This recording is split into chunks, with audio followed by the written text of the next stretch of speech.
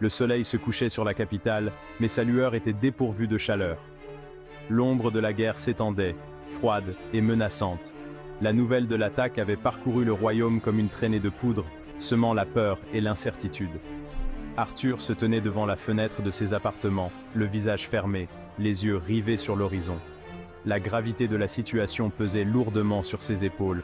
Il n'était plus un simple soldat, ni même un simple chef militaire. Il était le dernier espoir du continent, le seul capable de tenir tête à la puissance qui menaçait de tout engloutir. Le poids du monde reposait sur ses décisions, et chaque inspiration était un combat contre le désespoir qui menaçait de le submerger. Le destin du monde était en jeu, et le temps jouait contre eux.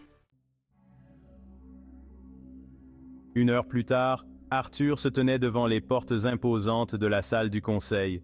Il pouvait sentir les regards peser sur lui, entendre les murmures feutrés. Les généraux, les nobles, les mages les plus puissants du royaume, tous étaient réunis pour décider du sort du monde. Il poussa les portes et entra. Le roi Blaine, le visage marqué par la fatigue, lui adressa un signe de tête depuis son trône. Les autres membres du conseil, assis autour de la table, levèrent les yeux vers lui. L'atmosphère était tendue, électrique, chargée d'une anticipation mêlée d'appréhension. Arthur savait ce qu'ils attendèrent de lui. Un plan, une solution, un miracle. Il prit une grande inspiration et s'avança, chaque pas résonnant dans le silence pesant de la salle. Il n'avait pas de miracle à leur offrir, mais il avait un plan audacieux, risqué, mais leur seule chance de survie. La salle du conseil était plongée dans une semi-obscurité, éclairée seulement par les flammes vacillantes des torches accrochées aux murs de pierre. Les visages autour de la table étaient tirés, marqués par l'inquiétude et le manque de sommeil. Arthur prit place à côté du roi Blaine, sentant le poids des regards, scrutant chacun de ses mouvements. « Arthur, nous devons agir vite », commença-t-il, en déroulant une carte sur la table. « Arthur, l'ennemi est déjà en train de débarquer sur nos côtes. Notre priorité absolue est de protéger les villes côtières et de faire évacuer les populations vers l'intérieur des terres. » Sa voix était ferme, déterminée, mais il ne pouvait s'empêcher de ressentir une pointe d'inquiétude. L'ennemi était puissant, bien plus que tout ce qu'ils avaient affronté auparavant, et le temps n'était pas leur allié. Le doigt d'Arthur se déplaça sur la carte, pointant des points stratégiques. « Arthur, nous devons concentrer nos forces sur les points d'accès clés, les cols de montagne, les ponts, les passages étroits, tout ce que nous pouvons utiliser pour ralentir l'avancée ennemie. » Il détailla son plan avec précision, expliquant comment ils pourraient utiliser le terrain à leur avantage, tendre des embuscades, harceler les forces ennemies. Sa stratégie était audacieuse, risquée, mais elle offrait une lueur d'espoir dans cette situation désespérée. Il savait que chaque décision qu'il prenait, chaque ordre qu'il donnait, pouvait signifier la vie ou la mort pour des milliers de personnes. La responsabilité pesait lourdement sur ses épaules, mais il refusait de céder à la panique. Il devait rester fort, pour son peuple, pour son royaume, pour Tessia.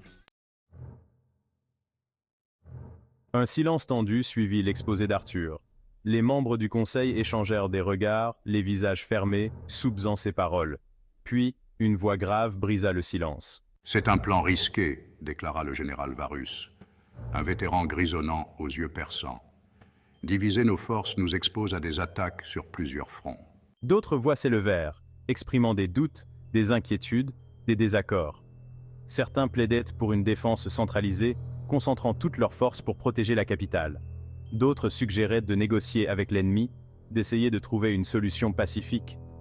Arthur écoutait attentivement, pesant chaque argument. Il comprenait leurs craintes, leurs hésitations, mais il était convaincu que son plan, aussi risqué soit-il, était leur seule chance de survie. Le débat se poursuivit pendant des heures, les voix s'élevant et s'abaissant dans la salle du conseil. Arthur défendit son plan avec passion, répondant aux objections, ajustant sa stratégie en fonction des remarques. Il savait qu'il devait convaincre le conseil, obtenir son soutien, s'il voulait avoir une chance de réussir. Le roi Blaine, silencieux jusqu'à présent, prit enfin la parole. Le temps presse. dit-il d'une voix calme mais ferme. Nous devons prendre une décision. Arthur, tu as notre attention. Dis-nous ce dont tu as besoin pour mettre ton plan à exécution. Un silence pesant s'abattit sur la salle. Tous les regards se tournèrent envers Arthur. Il prit une grande inspiration, sentant le poids de leurs attentes. Arthur Leywin. « J'ai besoin de renfort, dit-il, et de la liberté totale de mener cette bataille comme je l'entends. » Arthur Leywin. « Je demande à ce que 2 lances me soient assignées, » poursuivit Arthur, sa voix résonnant dans le silence attentif. « Leurs pouvoirs seront cruciaux pour contrer la force brute de l'ennemi et protéger nos troupes. » La demande d'Arthur provoqua un murmure de surprise dans la salle du conseil. Les lances étaient les guerriers les plus puissants du royaume, chacun possédant des capacités uniques et dévastatrices. Les envoyer au front était une décision lourde de conséquences. Le roi Blaine se pencha en avant, les yeux fixés sur Arthur. 2 lances, répéta-t-il en pesant ses mots. C'est une requête importante, Arthur. Mais je comprends l'enjeu. Accordé. Tu auras tes 2 lances.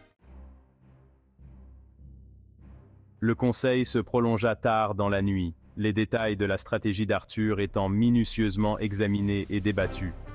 Des ordres furent donnés, des troupes déployées, des ressources rassemblées. La machine de guerre du royaume se mettait en branle, animée par un mélange de peur et de détermination. Alors que la réunion touchait à sa fin, Arthur sentit le poids de la responsabilité peser encore plus lourd sur ses épaules. Il savait que les jours à venir seraient sombres, remplis de dangers et d'incertitudes. Mais il était prêt à faire face à la tempête, à protéger son peuple, son royaume, son amour. Il quitta la salle du conseil, le cœur lourd, mais la résolution inébranlable. Il avait un plan, une équipe et la volonté de se battre jusqu'au bout. L'avenir était incertain, mais une chose était sûre, Arthur Leywin ne reculerait devant rien pour protéger ce qui lui était cher. Après la réunion épuisante, Arthur chercha un moment de répit dans les jardins paisibles du palais. La nuit était claire, les étoiles brillaient comme une myriade de diamants sur le velours noir du ciel. L'air frais était parfumé au jasmin, offrant un contraste apaisant avec l'atmosphère tendue de la salle du conseil. Il ferma les yeux, inspirant profondément l'air frais. Il avait besoin de ce moment de calme, de cette bouffée d'air frais, avant de plonger à nouveau dans le tumulte de la guerre. Tant de choses reposaient sur ses épaules, tant de vies dépendaient de ses décisions. Il ne pouvait se permettre d'échouer. Un léger bruissement le tira de ses pensées. Il ouvrit les yeux et vit Tessia s'approcher de lui, sa silhouette gracieuse se découpant dans le clair de lune. Ses yeux étaient remplis d'inquiétude, mais aussi d'une force tranquille qui le touchait toujours. Elle ne dit rien, se contentant de le regarder, de lui offrir un sourire réconfortant. Ils restèrent ainsi un long moment, sans parler, le silence entre eux étant plus éloquent que les mots. Arthur se sentait compris, soutenu, aimé. Et dans ce moment de paix et d'intimité, il puisa la force dont il avait besoin pour affronter l'avenir incertain. Alors que la lune montait dans le ciel, baignant les jardins d'une lueur argentée, Arthur et Tessia se tenaient la main, unis dans le silence. Ils savaient que la tempête approchait, que les jours à venir seraient marqués par la violence et l'incertitude. Mais pour l'instant, ils savouraient ce moment de calme, ce bref répit avant la bataille. Ils étaient ensemble, forts de leur amour et de leur détermination. Et dans l'obscurité grandissante, ils trouvaient la force de faire face à l'inconnu. La guerre était à leur porte, mais ils étaient prêts.